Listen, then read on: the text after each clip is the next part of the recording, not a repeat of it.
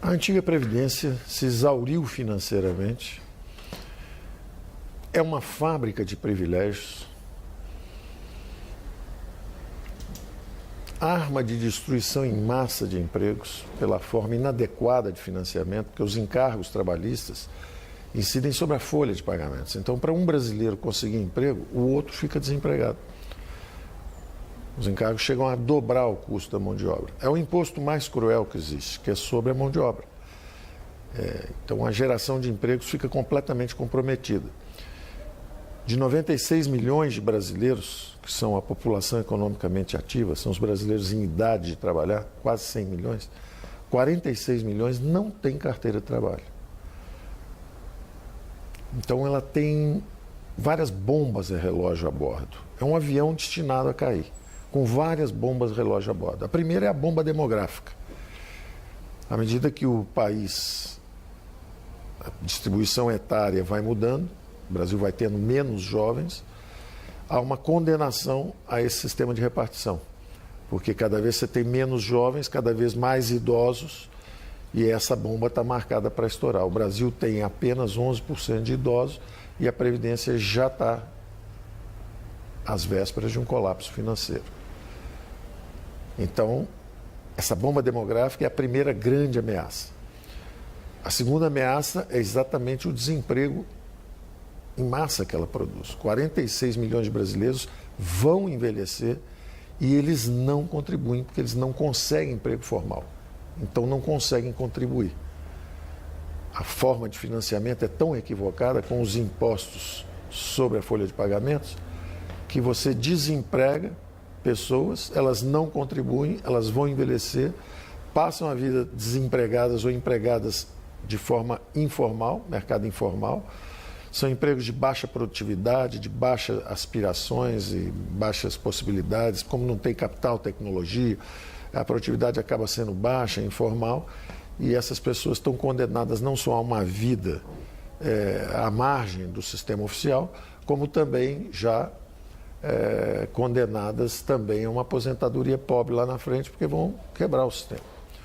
Um terceiro grande defeito macroeconômico é que não leva recursos para o futuro. Promete cada vez mais, mas não leva recursos para o futuro.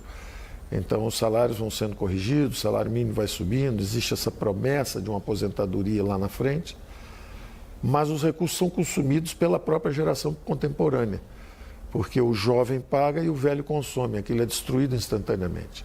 Ao contrário de um regime de capitalização, onde você leva esses recursos para o futuro. Você promete, mas carrega os recursos para o futuro. Os defeitos são inúmeros. É um regime obsoleto, é um regime condenado, cheio de bombas a bordo. Então, nós tínhamos uma responsabilidade moral com as futuras gerações de permitir que eles escapem essa armadilha em que as nossas gerações passadas e contemporâneas se meteram. Nós precisamos escapar dessa armadilha. Esse compromisso moral de permitir que nossos filhos e netos desfrutem de um mercado de trabalho forte, vigoroso, com muita empregabilidade. Permitir que eles desfrutem de aposentadorias mais fortes lá na frente, maiores. Permitir que eles acumulem recursos, levem isso lá para frente. E mais do que isso ainda, permitir que se salve o sistema antigo, as obrigações antigas, os compromissos antigos. Então, a nova Previdência justamente reduz privilégios, reduz fraudes, reduz as desigualdades e começa esse movimento em direção a um novo regime para que não tenhamos as gerações futuras sofrendo dessa mesma ameaça financeira, além do problema moral.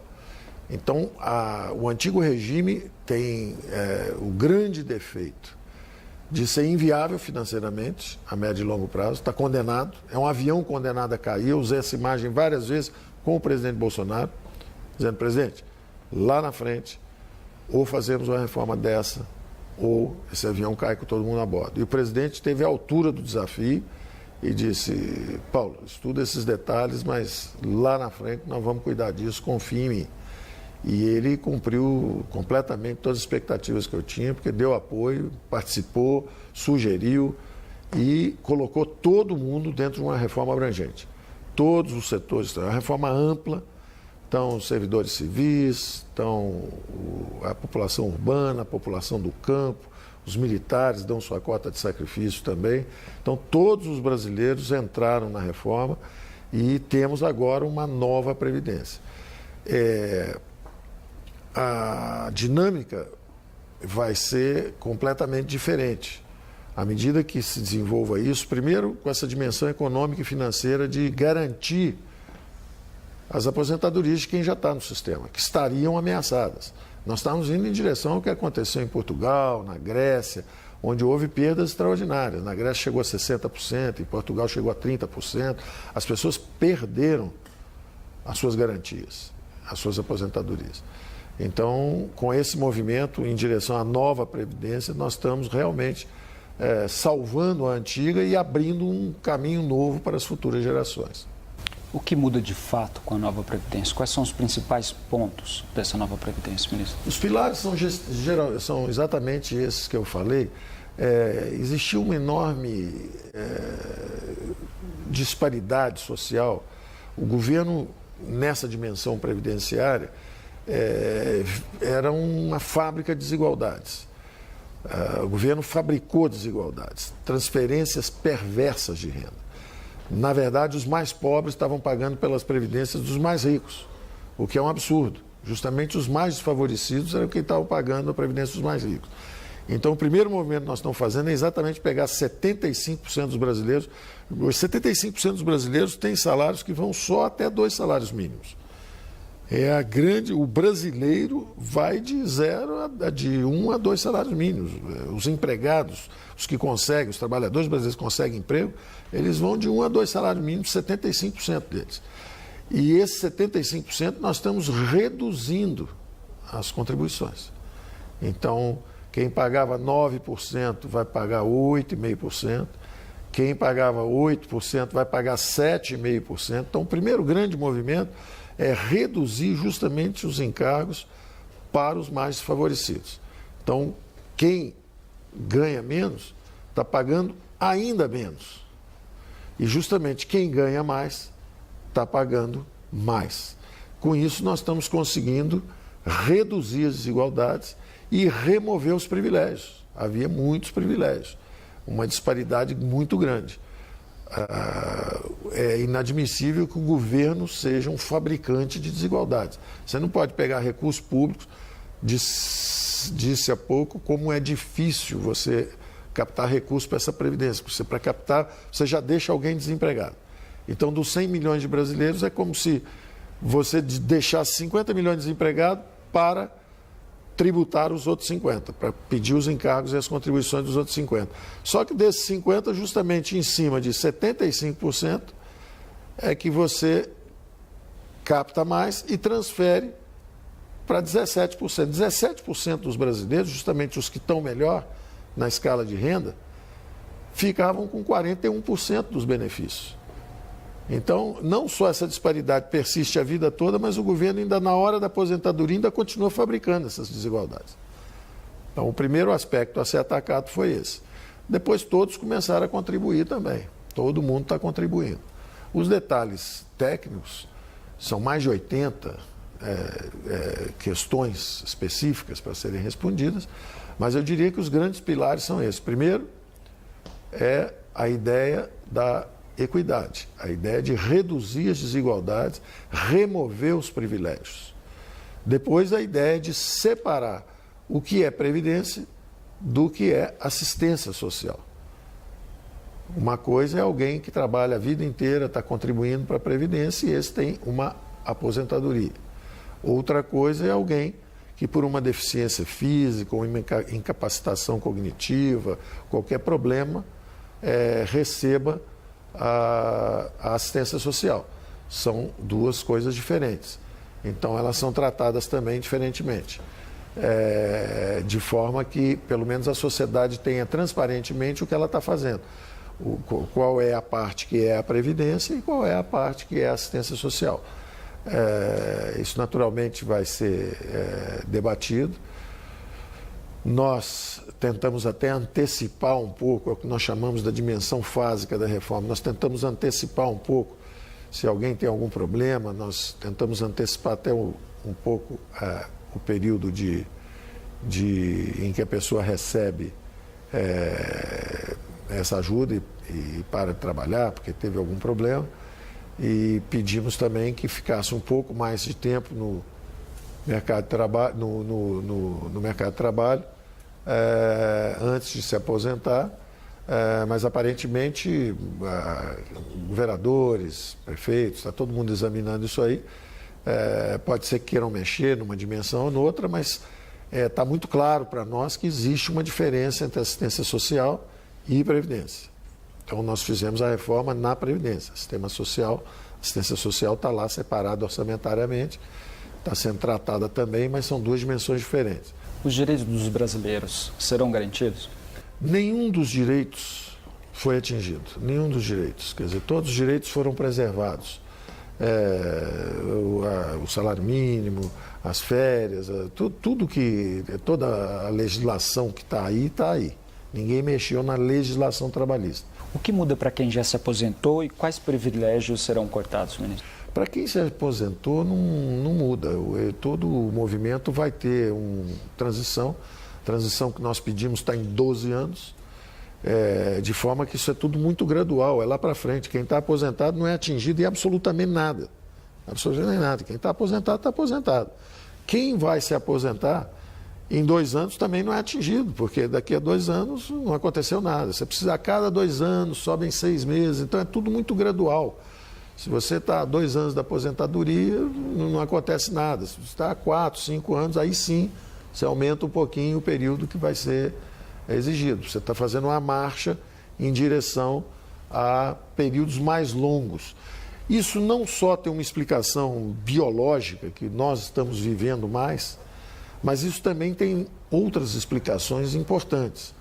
A primeira é justamente a ideia de que os mais pobres já se aposentam mais tarde. Quem está usufruindo da aposentadoria precoce são justamente as classes mais favorecidas. Elas conseguem contribuir seguidamente, 10, 15, 20 anos, acabam se aposentando antes. Quando você passa a idade para 65 anos, as classes mais pobres, os indivíduos mais pobres, os desfavorecidos, já estão se aposentando com 65 anos, porque não tiveram tempo suficiente de contribuição. De forma que quando a gente pega os homens e leva de 60 para 65, nós estamos atingindo, justamente mantendo mais tempo na força de trabalho, os mais favorecidos. Eles é que estão sendo atingidos, são justamente os que eram privilegiados por aposentadorias precoces, é que estão ficando mais tempo. E da mesma forma, isso foi bem abrangente. Então, os homens estão subindo, as mulheres também subiram a idade, os militares estão subindo a idade também, estão tendo que ficar mais tempo, quer dizer, isso foi pedido para todos. Agora, curiosamente, isso está atingindo justamente os mais privilegiados e não os menos, os favorecidos. Ministro, quanto se pretende economizar com essa proposta e em quanto tempo? Olha, a proposta em 10 anos está calibrada, se for aprovada como está, para 1,2 trilhões, 1 trilhão e 200 bilhões. 1 trilhão 150, 160, uma coisa assim. Isso em quanto tempo? Em 10 anos. Em 10 anos, os próximos 10 anos. Naturalmente, se começarem a esvaziar, eu acredito e tive as primeiras conversas nossas, foram extraordinariamente encorajadoras. O Congresso parece bastante maduro no aspecto da discussão sobre a necessidade da nova Previdência. Porque as palavras do presidente da Câmara de Deputados, o senhor Rodrigo Maia, foram extraordinariamente encorajadoras. Davi Alcolumbre, o presidente do Senado, também, da mesma forma, se mostrou completamente comprometido com as reformas. É uma ocasião única, eu estou assim, muito entusiasmado com o funcionamento das nossas instituições, porque isso está muito acima de partidos. Nós temos conversado com governadores, com prefeitos, eu conversei com praticamente todos os governadores, conversei com dezenas de prefeitos, e eu sei que são milhares, mas estiveram conosco também os representantes da Frente Nacional de Prefeitos, e a classe política percebeu que é incontornável a necessidade dessa reforma. As prefeituras estão com problemas, os governos estaduais estão com problema, o governo federal está com problema, e isso não é mais adiável. Nós estaríamos realmente sob ameaça de perdermos as aposentadorias que existem hoje. Então, essa percepção da classe política é muito encorajadora, porque isso está há décadas sendo adiado, contornado, e hoje eu acho que chegou a hora dessa nova Previdência, porque há um amadurecimento muito grande da matéria. Pode haver um detalhe para cá ou para lá que vai ser muito bem-vindo. Nas discussões nós temos recebido contribuições excelentes, sugestões excelentes de prefeitos, de governadores, de deputados. Também sabemos que isso, na verdade, nós estamos pensando na população brasileira, 200 milhões de brasileiros. Agora, naturalmente, existem 6, 7, 8 milhões de privilegiados, que são justamente quem está sendo atingido pela reforma, e esses são os que têm mais força, ou tiveram no passado, maior força corporativa.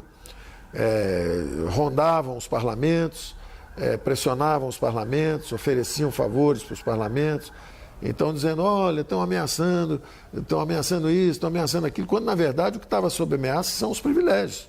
Os privilégios é que estão sob ameaça. Então nós estamos conseguindo realmente pegar os regimes diferentes que havia no Brasil e começando a fazê-los convergir. Partem de pontos diferentes. A mulher, o trabalhador rural, o funcionário público, cada um parte de um ponto.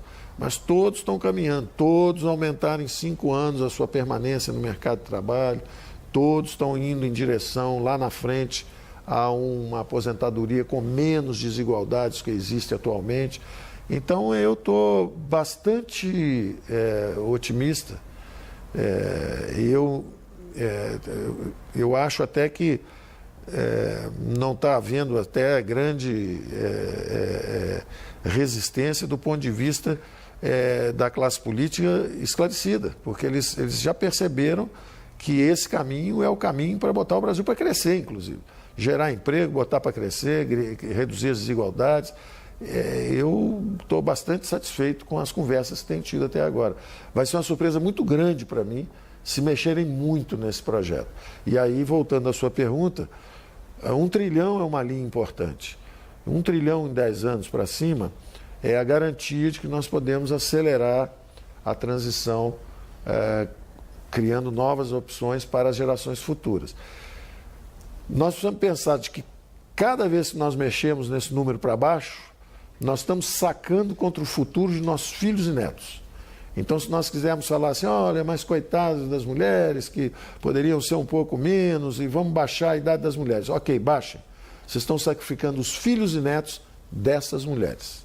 Se perguntarem para essas mulheres como é que elas pensam a respeito, elas vão dizer, não, então eu prefiro ficar com essa idade que está aí, mas meus filhos e netos vão ter mais segurança lá na frente. Além de eu saber que eu vou receber minha aposentadoria direitinho. Então, eu acho que é muito importante isso. Passou a fase da demagogia, passou a fase de dizer que a reforma da Previdência era contra os mais pobres, porque não é verdade.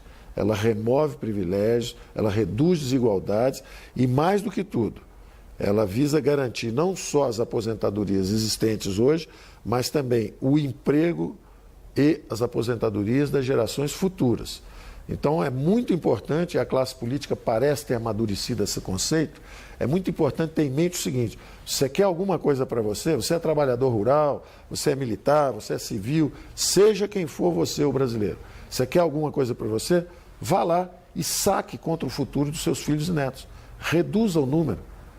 Você está prejudicando seus filhos e netos naquele número. Se você conseguir reduzir em 100 bilhões, passou de 1 trilhão, 150 bilhões, para 1 trilhão e 50, você acaba de sacar 100 bilhões de filhos e netos lá na frente.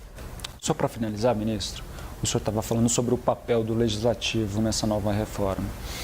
A proposta agora segue um longo rito de tramitação no Congresso Nacional. Qual a importância de se aprovar essa proposta logo, a curto prazo? Quanto mais rápido aprovarmos, mais rapidamente desaparecem as nuvens negras no horizonte fiscal brasileiro. Então, essa reforma está sendo falada há algum tempo, já alguns governos estão tentando fazer há 10, 15, 20 anos. E o buraco fiscal está lá. E a situação se agravando. E nós cada vez mais próximos de termos um problema dramático, como tiveram Portugal, como tiveram Grécia, esses países que demoraram a fazer a mudança. Curiosamente, todos esses países que fizeram a mudança depois saíram crescendo. E as perspectivas melhoraram muito, os salários aumentaram, o desemprego reduziu-se dramaticamente. Então, isso é conhecido, é sabido, isso é uma nuvem negra que está no horizonte do futuro brasileiro. Então, quanto mais rápido aprovamos em 2, 3 meses, o Brasil esse ano já começa com outras perspectivas, já começam ondas de investimento, os empregos já começam a retomar, que foi a sua primeira pergunta a respeito de desemprego lá na frente, são 12 milhões de brasileiros desempregados, 12 milhões são os que disseram que estão desempregados e não estão procurando emprego, mas tem um grupo enorme, como eu disse antes, tem 46 milhões de brasileiros que não contribuem, porque eles estão nos mercados informais. Então, embora eles não estejam nessa estatística de desemprego aberto, a grande verdade é que são pessoas que estão trancadas numa bolha de baixas aspirações, baixos rendimentos, baixa produtividade, baixas aspirações na vida, que é lamentável. Na verdade, nós destravando esse horizonte fiscal, o capital começa a entrar, os investimentos começam a acontecer, as jovens gerações começam a acumular capital também, e quando você acumula capital, a produtividade do trabalho sobe, o salário sobe, o crescimento da economia sobe, é outro horizonte. O Brasil já foi um país que cresceu muito, que sabia e tinha uma dinâmica de acumulação. Nós perdemos essa dinâmica, mas nós temos capacidade de recuperar essa dinâmica de crescimento. Obrigado pela entrevista, ministro. Um prazer.